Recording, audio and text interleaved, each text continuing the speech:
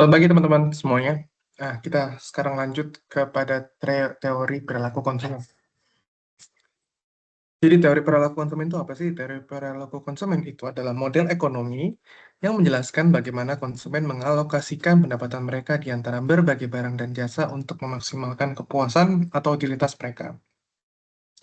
Setiap hari kan kita membuat puluhan keputusan ya. Mau beli kopi Starbucks atau kopi kenangan, mau naik ojek atau naik bus, mau menabung atau belanja. Nah, teori ini mencoba memodelkan proses pemikiran kita, proses cara berpikir kita dalam memilih barang atau membeli barang. Nah, pertama kita harus tahu cara asumsi model berpikir kita. Yang pertama, di sini kita mengasumsikan bahwa manusia itu berpikir secara rasional. Bukan berarti manusia itu jenius, tetapi manusia itu berpikir secara sistematis dan bertujuan melakukan yang terbaik yang mereka bisa untuk mencapai tujuan mereka. Tujuannya itu adalah untuk memaksimalkan kepuasan. Dan asumsi yang kedua itu lebih banyak itu lebih baik. Maksudnya lebih banyak itu dari segi kuantitas dan dari segi jumlah jenis barangnya. Jadi manusia itu diasumsikan lebih suka mengkonsumsi lebih banyak barang daripada lebih sedikit. Nah, inti dari teori ini adalah bahwa keputusan konsumen ditentukan oleh dua elemen utama. Jadi ini konsep kerangka kerja cara berpikir manusia. Jadi ketika manusia yang menentukan apa yang mau mereka beli, mereka dipertanyakan pada dua pertanyaan, yaitu apa yang manusia mampu beli. Ini adalah batasan objektif yang ditentukan oleh pendapatan kita dan juga harga dari barang itu. Kita menyebutnya itu dengan disebut sebagai garis anggaran atau budget line, budget constraint. Nah, kemudian di pemikiran di dua pertanyaan yang kedua itu adalah apa yang konsumen inginkan. Ini adalah preferensi subjektif konsumen. Kita akan memodelkan cara berpikir ini dengan menggunakan kurva indifferent. Tujuan kita dalam menentukan perilaku konsumen adalah menemukan titik di mana konsumen memilih kombinasi barang terbaik yang bisa mereka dapatkan, mengingat batasan anggaran mereka yang ditentukan oleh tingkat pendapatan mereka. Nah, sekarang kita masuk pada preferensi konsumen. Nah, apa sih preferensi konsumen itu? Preferensi konsumen itu adalah apa yang konsumen inginkan, apa yang mereka sukai, tanpa kita tanpa memikirkan harga barang itu dan juga pendapatan kita. Jadi, kesampingkan harga barang dan juga kesampingkan pendapatan yang kita punya. Untuk memahami preferensi konsumen, kita menggunakan sebuah model atau alat grafis yang sangat kuat lah di ilmu mikroekonomi yang kita sebut sebagai kurva indifferent. Kurva indifferent itu adalah kurva yang menunjukkan berbagai kombinasi dua barang ya. Kita ambil contoh, eh, barang A itu adalah es teh manis, barang B itu adalah nasi goreng. Nah, kombinasi dua barang yang kita ambil contohnya es teh manis dan juga nasi goreng, memberikan tingkat kepuasan atau utilitas yang sama pada konsumen. Artinya, konsumen indifferent atau tidak peduli antara memilih satu kombinasi di titik A atau di titik B pada kurva yang sama, karena keduanya memberikan utilitas yang sama. Jadi, maksudnya seperti ini. Misalkan di sini saya ambil coba saya kayak pointer. Nah, ini adalah titik A. Titik A itu saya tadi bilang barang A itu adalah es teh manis, barang B itu adalah nasi goreng. Jadi, misalkan di titik A itu konsumen pada tingkat kepuasan 250, di titik A, konsumen itu mau mengkonsumsi es teh manis 10 gelas dan juga nasi goreng pada satu piring. Nah, misalkan di sini titik B. Titik B itu konsumen pada tingkat kepuasan 250, konsumen mau mengkonsumsi Berapa ini ya? Kita ambil contoh tiga gelas es teh manis dan juga kita ambil contoh 5 ya, nasi 5 piring nasi goreng. Nah, tadi di titik A dan titik B, kombinasinya kan berbeda ya. Saya lupa tadi berapa kombinasinya. Tapi pokoknya kombinasi es teh manis dan juga nasi gorengnya berbeda ya antara titik A dan titik B. Tetapi mereka itu menghasilkan jumlah kepuasan yang sama, yaitu 250. Begitu juga nanti ketika kita ambil titik C dan juga titik D. Misalkan di sini ya, titik C, titik D. Kombinasinya berbeda kan? Kombinasinya berbeda dan tetapi itu mereka menghasilkan tingkat kepuasan yang sama, yaitu 350. Nah, itulah yang disebut indifferent. Tidak peduli jumlahnya berapa, kombinasinya berapa, tetapi mereka menghasilkan tingkat kepuasan yang sama. Nah, karakteristik dari kurva indifferent ini memang berbeda daripada kurva-kurva yang sudah pernah kita pelajari seperti kurva permintaan dan juga kurva penawaran. Lalu eh, yang pertama, kurvanya itu miring ke bawah, ya, miring ke bawah seperti ini, nggak tegak lurus, miring ke bawah. Jadi miring ke bawah itu maksudnya adalah kalau mau nambah satu harus rela ngurangin yang lain, istilahnya seperti itu. Logikanya seperti ini. Kalau kita punya 10 eh, piring nasi goreng dan juga satu es teh manis, terus saya kasih terus saya apa satu terus saya kasih kamu 3 es teh manis, 3 gelas es teh manis, jadi totalnya jadi 4 ya. Jadi kamu kan pasti lebih senang ya. Nah, supaya kamu nggak merasa lebih senang, saya juga harus ambil pertukarannya ya, trade-off-nya. Saya ambil 10 piring nasi goreng kamu supaya tingkat kepuasan kamu sama. Nah, karena ada tukar tambah inilah, jadinya kurvanya pasti miring ke bawah. Ada pertukaran di sini. Nah, kemudian karakteristik yang kedua itu cembung ke dalam. Cembung yang ke dalam maksudnya makin sedikit barang yang kita punya, makin berharga barang itu buat kita. Logikanya seperti ini. Waktu teman-teman punya banyak eh, nasi goreng, maksudnya dalam satuannya piring, 10 piring lah ya, dan sedikit gelas es teh manis, dalam kasus ini 1 gelas lah ya, kita akan rela melepas banyak es teh manis, bukan es teh manis, melepas beberapa piring nasi goreng untuk dapat satu tambahan gelas es teh manis. Soalnya kita lagi haus banget nih, contohnya seperti itu. Tapi kalau keadaannya sebaliknya, ya kita punya sedikit piring nasi goreng dan banyak gelas es teh manis. Ya, teman-teman pasti nggak akan mau nuker satu piring nasi goreng demi satu gelas es teh manis. Karena karena piring nasi goreng kita kan pasti sedikit ya, jadi berharga banget. Nah, kita mungkin baru bisa rela nuker cuman satu piring nasi goreng kalau dikasih 5 5 gelas es teh manis. Nah, perubahan nilai barang inilah yang bikin kurvanya melengkung.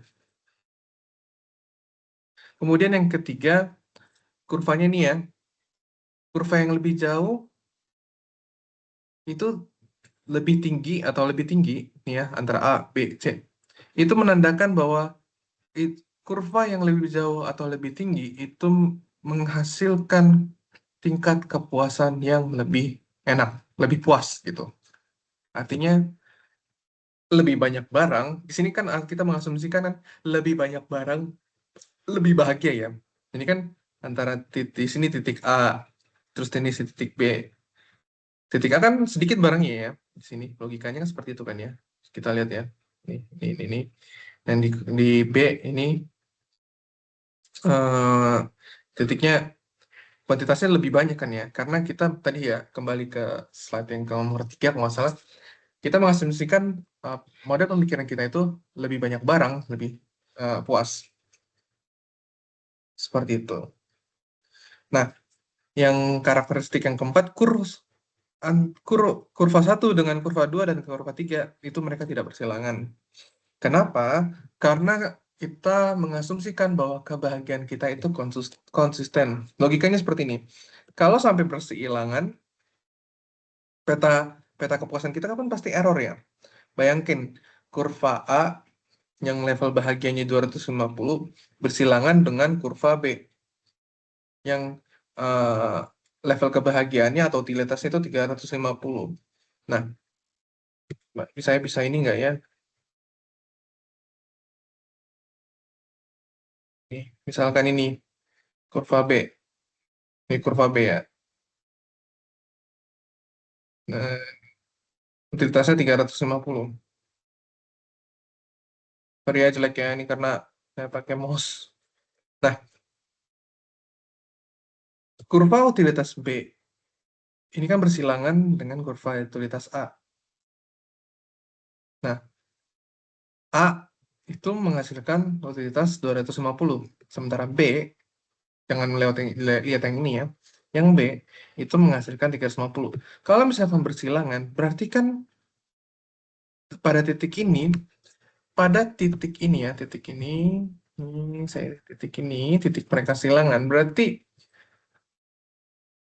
tingkat kepuasan yang dihasilkan pada titik eh, silang tersebut, mereka menghasilkan tingkat kepuasan yang sama.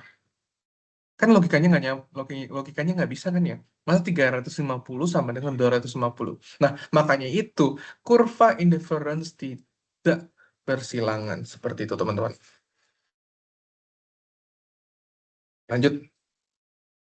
Nah, setelah kita tahu tentang kurva indifferent, sekarang kita masuk ke bagian model kedua, yaitu model pemikiran kita, yaitu garis anggaran atau budget constraint atau budget line.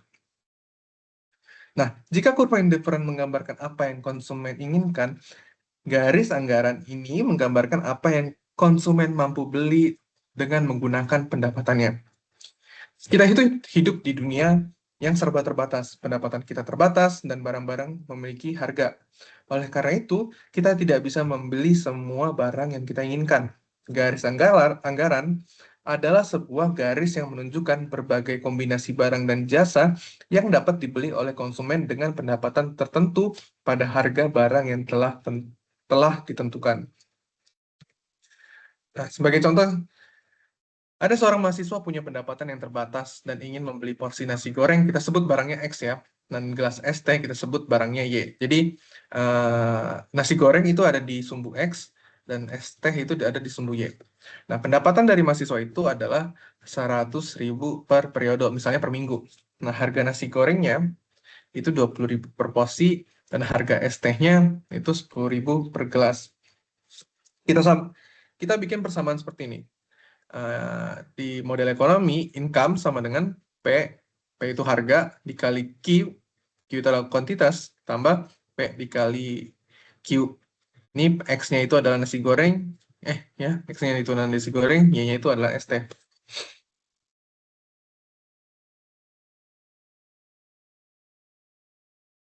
Garis anggarannya kita mengambil titik ekstrim. Misalkan, kita contoh ketika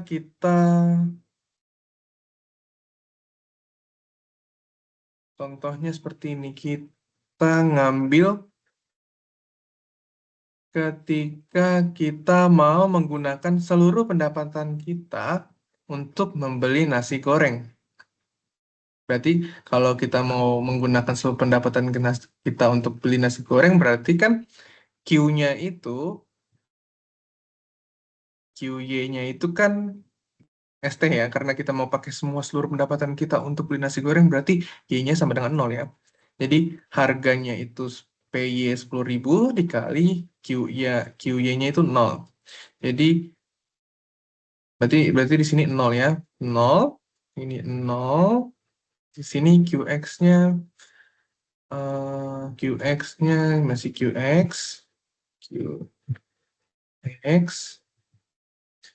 PX-nya 20. Iya benar ya. Iya benar. Sama dengan I-nya itu 100.000 kan? Tuh sorry ya teman-teman jelek. Nah, 20. Berarti kan persamaannya kalau di aljabar berarti QX. Jadi kan 20.000. Kita ini aja ya. Kita 20 QX sama dengan 100. Kan QX ini ya. Berarti kan QX sama dengan, layar saya error nih jadinya kayak gini. 100.000 dibagi 20 kan berarti sama dengan 5. Nah, oke. Kita udah ketemu ya titik ekstrim. Yang pertama itu di X sama dengan 5. Cara hapusnya gimana? Nah, oke. Kemudian, untuk menentukan titik di kurva di sumbu Y-nya, itu kita mengasumsikan bahwa kita mau pakai pendapatan kita untuk beli ST. Berarti kan kalau kita mau pakai seluruh pendapat kita untuk beli ST kan berarti kita nggak mau beli nasi goreng dong. Berarti di sini 0, PX-nya 20.000,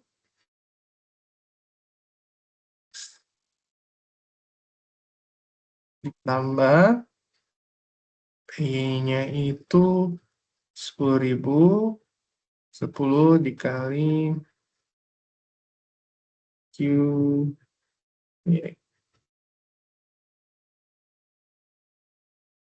100 kan ya. Teman-teman coba sendiri, hasilnya akan menandakan bahwa Q, Y dengan 10. Nah, kita dapat titiknya di sini. Kita dapat titiknya 5 ya di sumbu X, di sumbu Y titiknya 10. Nah, setelah mendapatkan titik ekstrimnya, kedua titik ekstrim, kita sambungkan titik tersebut. Nah, inilah yang disebut sebagai garis anggaran. Nah, dari garis anggaran ini, kita dapat menyimpulkan bahwa setiap titik dalam garis tersebut menunjukkan kombinasi barang yang bisa dibeli oleh konsumen dengan seluruh pendapatannya. Nah, area bawah garis di sini adalah area yang visible. Maksudnya adalah area yang bisa seluruh titik di dalam area tersebut adalah visible, maksudnya titik kombinasi yang bisa dibeli. Jadi kombinasi berapapun budget kita bisa terbeli. Tapi budget yang pendapatan yang kita peroleh itu tidak teroptimalisasi karena nggak habis lah istilahnya. Walaupun secara dunia nyata kita pasti akan saving lah ya. Sementara titik yang di area yang sini itu area yang tidak terjangkau. Berarti karena anggaran kita cuma 100.000, itu di atas titik-titik yang di daerah sini, di daerah sini, ya, di daerah sini, di daerah sini, di daerah sini, itu tidak mungkin terjadi karena pendapatan kita cuma 100.000. Seperti itu, teman-teman.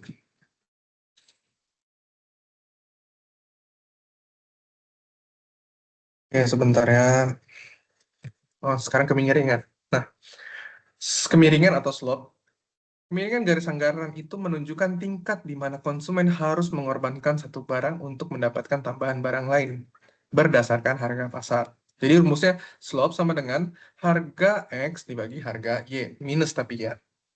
Nah, kita ambil contoh yang tadi ya. Harganya nasi goreng kan 20.000. Harganya nasi goreng 20.000, harganya ini. Harga Y-nya itu adalah ST 10.000. Ini kan 20.000 bagi 10.000 minus sama dengan minus 2. Ini minus 2 ya, sorry. Ini kurang minus 2. Nah, maksudnya adalah untuk mendapatkan satu porsi nasi goreng tambahan, mahasiswa harus mengorbankan 2 gelas es teh. Ini mencerminkan biaya relatif dari barang tersebut. Nah, sama seperti eh, kurva pemerintah, permintaan atau kurva penawaran, mereka garis anggaran itu pasti ada perubahan atau pergeserannya. Nah, perubahan garis anggaran itu diakibatkan oleh dua faktor. Yang pertama, perubahan pendapatan dari konsumen. Jika pendapatannya naik, maka garis anggaran, ntar ya saya ganti pointer lalu. Nah, garis anggaran akan bergeser ke kanan secara paralel, secara seluruhnya. Ini maksudnya adalah konsumen mampu membeli lebih banyak kedua barang, karena kan pendapatannya naik. Jadi, eh, mereka bisa membeli lebih banyak dari kombinasi dua barang tersebut. Gitu. Namun jika pendapatannya turun atau uang jajannya turun ya kalau dari mahasiswa, maka garis anggarannya akan bergeser ke kiri secara paralel. Jadi maksudnya konsumen hanya mampu membeli lebih sedikit kedua barang seperti itu. Nah, perubahan garis faktor yang kedua adalah perubahan harga salah satu barang. Misalkan jika harga nasi goreng turun, titik potong pada sumbu X akan bergeser ke kanan. Karena kan harga nasi gorengnya turun ya. Turun berarti eh, dengan pendapatan yang konstan, kita mampu bisa membeli lebih banyak piring nasi goreng. Seperti itu ya. Jadi bergeser ke seperti ini nih. Ke sini, yang di garis kuning. Nah, tapi jika harga es tehnya naik, harga es teh naik, titik potong pada sumbu Y akan bergeser ke bawah. Membuat garis anggaran menjadi lebih curam. Lebih curam nih ya. Ini kenapa? Karena pendapatan kita konstan, tetapi harga es teh naik, berarti kan es teh yang bisa kita konsumsi secara keseluruhan, mau kita habisin uang pendapatan kita untuk beli es teh, berarti kan cuma sedikit ya, yang tadinya 10, sekarang misalkan jadi 5, seperti itu. Jadi, sekarang ini kita sudah mengerti lah ya, eh, garis anggaran itu konsepnya seperti apa. Nah, sekarang kita sudah punya dua alat untuk mengukur atau menentukan perilaku konsumen. Yang pertama itu kurva indifferent untuk menggambarkan preferensi konsumen, untuk menggambarkan kombinasi dua barang yang bisa menghasilkan tingkat kepuasan pada titik tertentu, dan juga garis anggaran untuk menentukan kemampuan konsumen based on his or her income. Langkah selanjutnya adalah menggabungkan keduanya untuk menemukan pilihan optimal konsumen.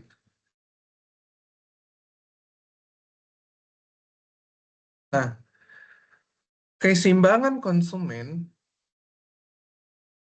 itu adalah titik di mana konsumen memaksimalkan kepuasannya dengan mengikuti batasan anggaran yang dimilikinya. Secara grafis, ini adalah titik di mana garis anggaran bersinggungan dengan kurva indifferent. Bersinggungan dengan kurva indifferent yang dapat dicapai. Jadi, ini ya, di sini. Ketika bersinggungan nih kan, di sini dia.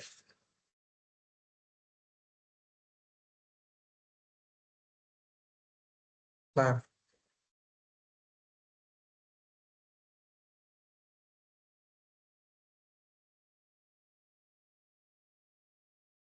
ini kan tadi kan kita ini ya, ada kurva indifferent. Ini pertama kurva indifferent 1, kurva indifferent 2, kurva indifferent 3. Nah, kurva di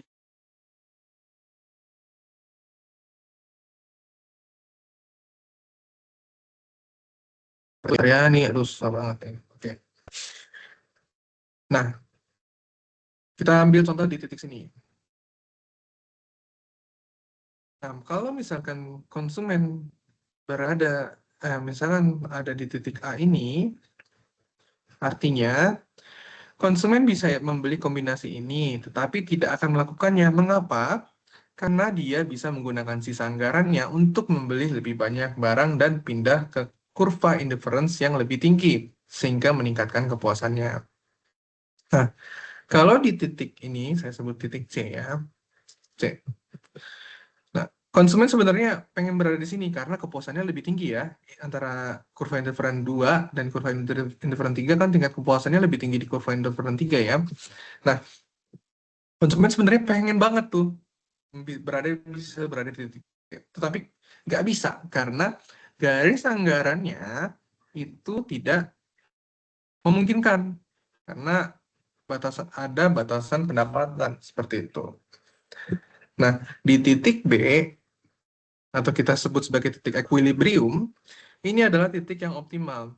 Titik B ini adalah satu-satunya kombinasi barang yang mampu dibeli oleh konsumen dan memberikan kepuasan tertinggi yang mungkin dicapai karena sudah sesuai budget dan juga memaksimalkan bukan memaksimalkan preferensi, memaksimalkan utilitas dari konsumen. Nah, kita sudah menemukan titik equilibriumnya atau titik keseimbangannya, di mana konsumen bisa memaksimalkan utilitasnya atau kepuasannya dengan batasan anggaran. Sekarang kita coba berpikir lagi, apa yang terjadi ketika salah satu variabel kunci, misalkan harga salah satu barang itu berubah. Nah, perubahan harga barang akan memiliki dua efek signifikan terhadap keputusan konsumsi konsumen. Yang pertama itu efek substitusi, dan yang kedua efek pendapatan. Nah, kedua efek ini bekerja secara bersamaan ketika harga berubah, tidak bekerja secara terpisah. Saya tegaskan lagi, kedua efek ini bekerja secara bersamaan ketika harga berubah.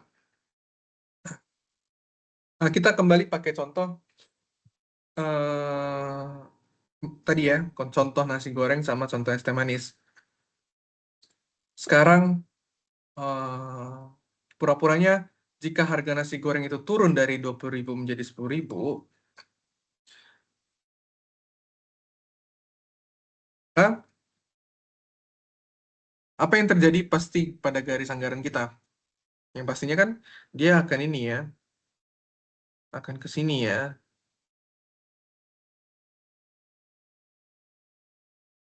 akan menuju ke sumbu sini. Teman-teman pasti nanti eh, coba aja. Kan tadi saya sudah ajarkan ya bagaimana cara membuat budget budget line atau garis anggaran. Tentukan dengan dua titik ekstrim. Nah, sekarang kan contoh kasusnya jika harga nasi goreng turun dari 20.000 menjadi 10.000. Pasti eh, pastinya kan garis anggarannya bergeser dari tadinya yang di sini sekarang ke sini.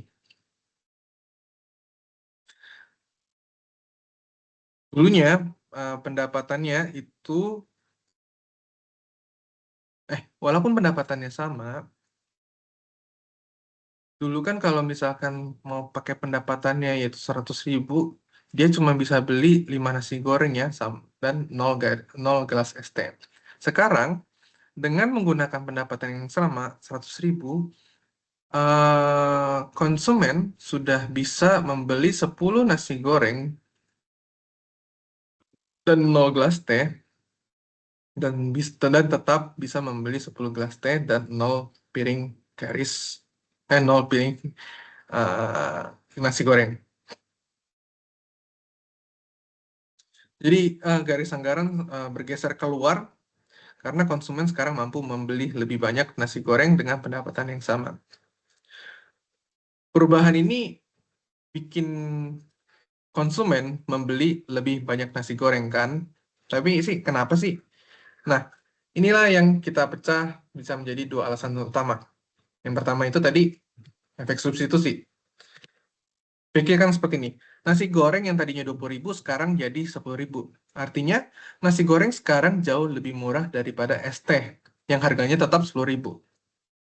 Reaksi konsumen pasti nasi goreng tuh jadi murah banget. daripada cuman minum es teh terus, mendingan es tehnya dikurangin sedikit, terus uangnya dipakai buat beli nasi goreng yang lagi murah, karena kan harganya 10.000. Intinya, konsumen itu mengganti atau substitusi sebagian konsumsi es tehnya dengan nasi goreng. Karena nasi goreng sekarang lebih menguntungkan secara harga relatif dan merasakan kepuasan yang lebih tinggi. Cuma komposisinya yang diubah. Nah, efek yang kedua itu adalah efek pendapatan. Pikirkan seperti ini. Dulu 100.000 kita cuma bisa beli 5 porsi nasi goreng. Sekarang dengan harga nasi goreng yang 10.000, pendapatan kita 100.000 itu sudah bisa beli 10 porsi. Reaksi konsumen seperti ini, atau reaksi kita, wah jadi lebih kaya nih, karena uang jajan kita sekarang bisa beli lebih banyak nasi goreng. Ya, kalaupun es teh bisa beli sama sih kayak dulu, masih ada sisa uang. Jadi kita bisa lebih bebas beli nasi goreng dan mungkin beli es tehnya juga lebih banyak. Intinya, penurunan harga ini secara tidak langsung membuat kita memiliki daya beli yang lebih tinggi. Seolah-olah pendapatan kita itu naik, padahal uang yang kita pegang itu sama. Ini disebut peningkatan pendapatan real. Nah, kesimpulannya seperti ini. Ketika harga nasi goreng turun, efek substitusi, nasi goreng itu jadi lebih murah dibanding es teh. Jadi, kita mengganti es teh dengan nasi goreng. Beli nasi goreng lebih banyak. Nah, yang kedua, efek pendapatan. Kita itu merasa lebih kaya. Jadi, kita bisa beli lebih banyak nasi goreng. eh, jadi, kita bisa lebih banyak beli barang nasi goreng daripada es teh. Kedua efek ini berlaku secara bersamaan ya, tidak berjelaskan terpisah. Itu teman-teman. Oke, terima kasih. Nah, minggu depan kita UTS. UTS-nya, teman-teman silakan, UTS-nya sebenarnya closed book, tetapi kan karena online saya tidak bisa mengontrol. Sekarang saya longgarkan menjadi open book. Teman-teman bisa menggunakan buku yang sudah saya share, tetapi tidak bisa menggunakan AI. Kemudian karena kita masih ada sisa pertemuan satu lagi, hari Minggu saya akan upload materi lagi tentang konsep utilitas. Tadi kan sudah belajar ya sedikit tentang utilitas. Sekarang besok saya akan jelaskan lagi. Saya mohon maaf sebelumnya karena beberapa minggu yang lalu ya saya tidak bisa mengupload materi. Jadinya eh, sorry, jadinya saya bisa upload itu besok. Saya akan upload besok supaya teman-teman tidak overwhelm ya hari ini. Sebenarnya materinya sudah siap, cuman saya takutnya teman-teman overwhelm hari ini. Jadi besok saya akan upload dan besok tidak akan ada tugas ya untuk materi yang besok, untuk materi selanjutnya. Kemudian ada tugas juga hari ini, tapi tingkat kesulitannya sangat mudah. Jadi silahkan teman-teman kerjakan, dan deadline-nya sama seperti yang lalu-lalu ya, hari Jumat jam 11.59 malam. Oke. Terima kasih teman-teman. Selamat belajar dan selamat mengerjakan tugas, dan UTS juga selamat belajar juga, dan kiranya teman-teman bisa mengerjakannya dengan baik dan dengan apa ya? Dengan semangat lah ya, dengan penuh semangat. Terima kasih teman-teman. Selamat pagi, selamat happy weekend, dan semoga bisa belajar dengan baik. Terima kasih.